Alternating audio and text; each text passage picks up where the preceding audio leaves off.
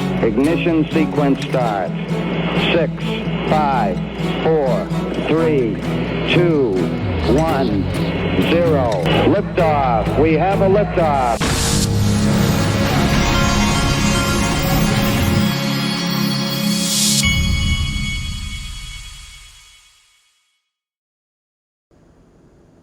Hey everybody, this is the Digital Asset Investor, and I'm running a little late today, but I do want to go over something for you. With this Ripple stablecoin news, linked to my sponsor has Ripple equity on the platform, okay?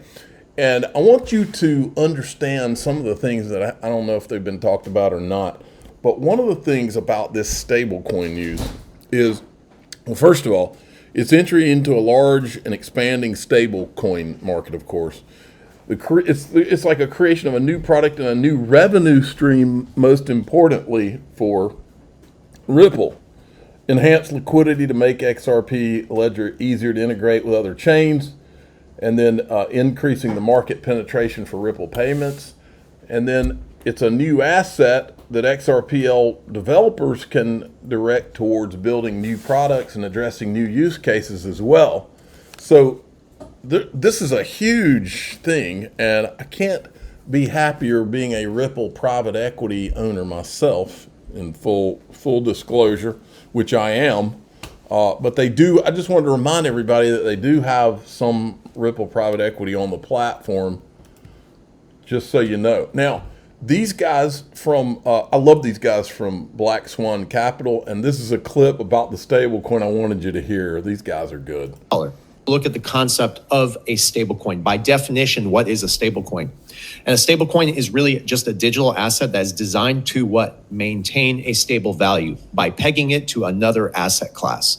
Typically, what we've seen is fiat currency like the US dollar. But by definition, it even mentions gold. It does say that in the definition, so you could go check that out for yourself. And the reason why is because stability is absolutely crucial within the cryptocurrency space. I think the concerns many of us have had in the stablecoin market is really the fact that it's tied to fiat currencies. And why is this a problem? Because fiat currencies typically have a lot of volatility associated with fiat currencies themselves, and many reasons for this, especially in today's economic climate where currencies like the US dollar are facing significant pressures. And that is because of all the geopolitical tensions, all the disruptions we see in the markets. And this is going to eventually backfire, and it can backfire, which would obviously obliterate the entire crypto market. And this is why we're always talking about Tether, because it makes the perfect example for a discussion. Because Tether is backed by a fiat. It's a fiat-backed stablecoin by the dollar. And that's why we say it's a ticking time bomb, because of its reliance on the stability of the US dollar. And if you look at many of the factors out there, the dollar is under a lot of pressure. The question then becomes how do you fix this? How do you address all these concerns, right, of stability? If you actually do your research, and this is what we've been talking about, you're going to see that institutions worldwide are exploring stablecoins, but pegged to alternative asset classes like gold. First, I love some of the comments here. Someone says Tether has to be shaken right now. There's the need for a stablecoin that is multi-chain.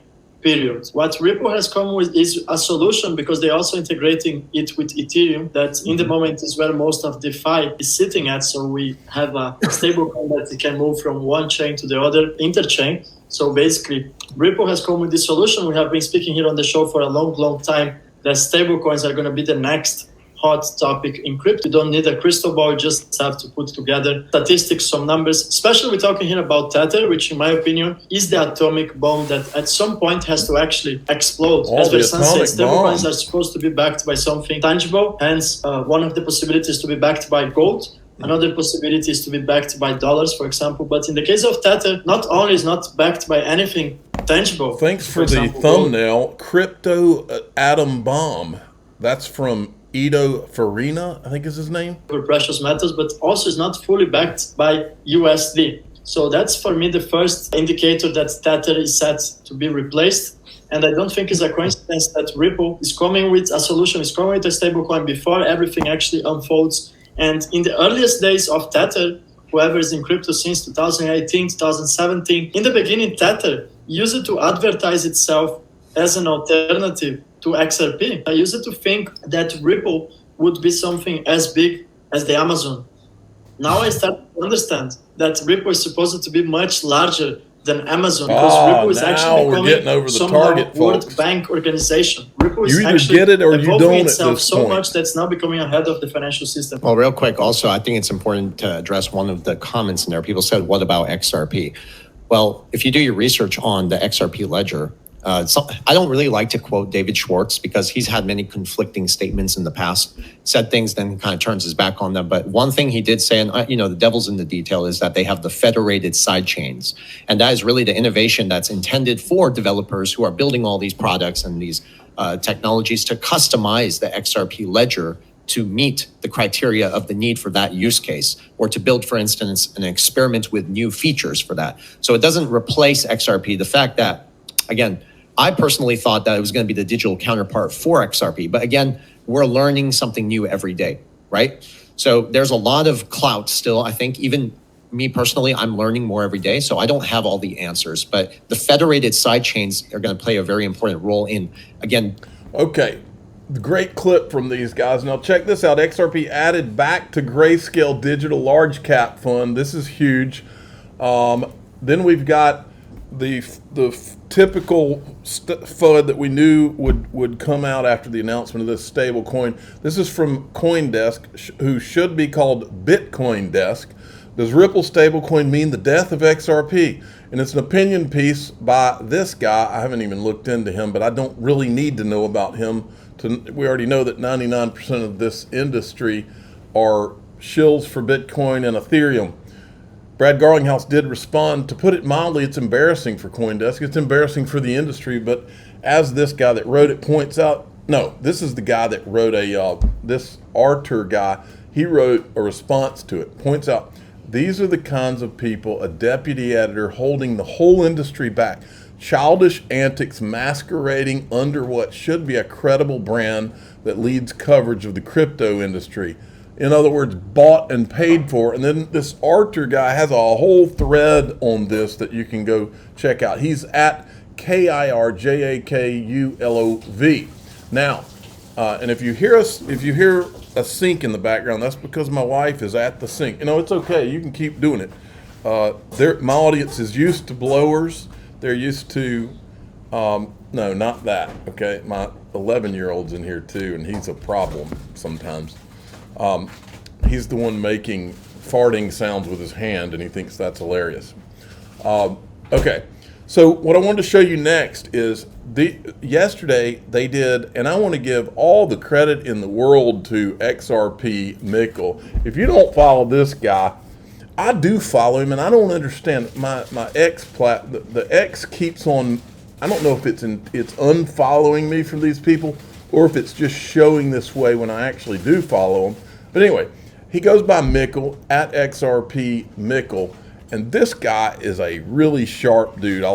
He's like those Black Swan capitalist guys, very smart young guy. Now, it makes me want to vomit. Cheaper. Listening to these people who I know are smarter than this, and they know exactly what they're trying to do to misdirect people. They've been doing it since 2013 when I got into this.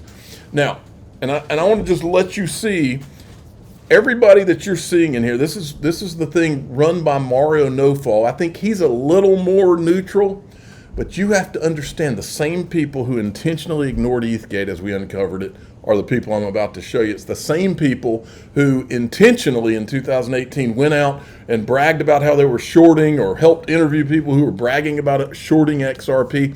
Right here's Rand Nooner. You remember him. He's the one that interviewed Tushar Jain and set him up like a basketball alley-oop so that he could bash Ripple. He's been bashing Ripple and XRP ever since inception, okay? Then you've got this guy right here. I'll show you in a minute. But I wanted you to hear, they're trying their best to try to make the XRP stablecoin into a bad thing. I want you to hear a little bit of it. You need to understand who these guys are. Okay, here's one of them. The other one, DJED, Jed. I would love her, Alec. This is the Wolf of all streets. Now, I think he's not a totally bad guy, but he's one of those guys that's fully aware of ETHgate and intentionally ignores it. He knows all about it, but I think that if he's guilty of anything, he's more about talking his book and ignoring all the things that go against his book. Because he's been laughing the whole time. I think he's so excited about the news. Yeah, I think it's very opportunistic. This guy, wait, let's go back. I want you to see this guy right here. His name is Alex. I would love to hear Alex take, because he's been laughing the whole time. I think he's so excited about the news. Now, this is the guy. Look where he works. Head of research at Galaxy Digital. Yes, he works. Well, I don't know what that is. He's the head of firm-wide research for Galaxy Digital. In other words, he works for Mike Novogratz. I think it's very opportunistic. It is a combination of seizing on a positive narrative for a company and a ledger with very low activity. There are not hundreds of institutions interested in Ripple. I can promise you that. Did Mike stablecoins Novogratz tell you to say that? Hot area. The Ripple leadership has been involved in a group in Washington aggressively arguing to crack down on Tether. So this is political, and it's about driving interest to XRP. Okay, we don't need to listen to any more of his BS. What we do want to listen to is Mikkel, who drop kicks these guys. It just disproves so simply. I mean, first of all, he didn't know, but XRP is gas for the network, right? So the fact that the XRP ledger has been around for 10 plus years and XRP is a core utility of that ledger. I mean, let's just not sit here and make stuff up, right? XRP has core utility in maintaining the health of the XRP ledger, which has been up and running for 10 years. So one there. Second, core utility Can I just liquidity. Respond to that? Hold on, Simon. Let me, Simon. I'm not trying to argue you. I'm just saying, I just appreciate, I did not actually know that because I'm not engaged with Okay, now I want you to hear this other part. When Mikkel was taking these guys, hold on, let me see if I can pull it up. Unless they're directly. When Mikkel was taking these guys to task, I was literally about to take a shower yesterday, and I was laughing and cheering this guy on as he was doing it, and because these same group of jokers here, folks, you got to understand something. This same group of jokers will come on their show and talk to you about cartoon monkeys and dog coins and Shiba Inu coins and all this BS that they know is BS because they're pumping coins, and their VC buddies are a part of the same stuff, and they have been since Ethereum was founded, and they all saw that they had a honeypot. They've been doing this over and over and over, and just think about this with everything you know about Ripple and about XRP and the people around it. And these guys are telling you to go buy car. These guys are the same guys. Rand Nooner. These are people that were pumping Luna when it was fashionable to do so. They totally get things like Luna. They totally get things like cartoon monkeys. They're all in on this stuff. You can't see through this. It's obvious what these guys are up to. But the second that XRP's brought up, we can't figure this out. It is the most shameful thing. I'm 50 years old, folks. It is disgusting listening and watching to how almost 95 to 99% of this industry has been co-opted by these clowns.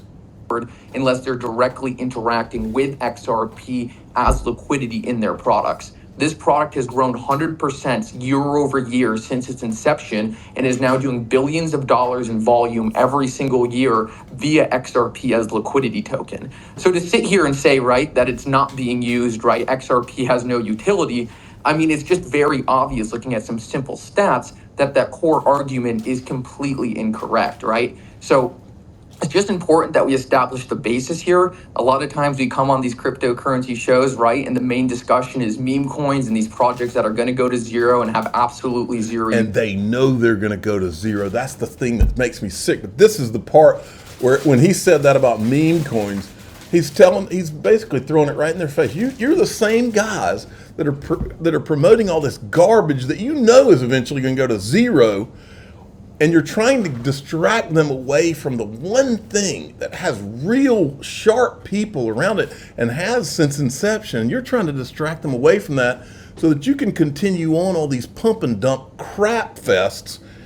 It's shameful. And look, here's one of them. Solana, all those same people fell in line. The second that they knew, and this is why I make no mistake, the second they knew that ETHgate had been exposed and the gig was up, what did they all do? They transitioned to the pump of Solana. And this is a network, and I'm not saying Solana doesn't have some serious people around it. I'm just saying, where are these guys? These guys will tell you everything they can think of that they think is wrong with XRP, whether they believe it or not. Do you ever hear any of them talk about how many times that Solana has gone down? No, because that doesn't go along with the pump narrative of what they're trying to do. And that's what's so shameful about these people. Mike Novogratz tells you all about what they're really up to right here. That's important because you're going to have 9, 10, maybe, firms trying to build ETF products. That's 9, 10 sales forces. 9, 10 sales forces. He's talking about pump forces. Out and telling the Bitcoin story. And after that, they'll tell the Ethereum story and probably the Solana story. And so we're going to bring institutional capital into a space which has been dominated by retail. That's okay. I wanted to show you this against the backdrop of those guys running their mouths about how awful Ripple and XRP are. The Digital Euro Association apparently thinks the launch of that stable coin is important, but all of these guys talking cartoon monkeys, they just don't seem to get it, do they?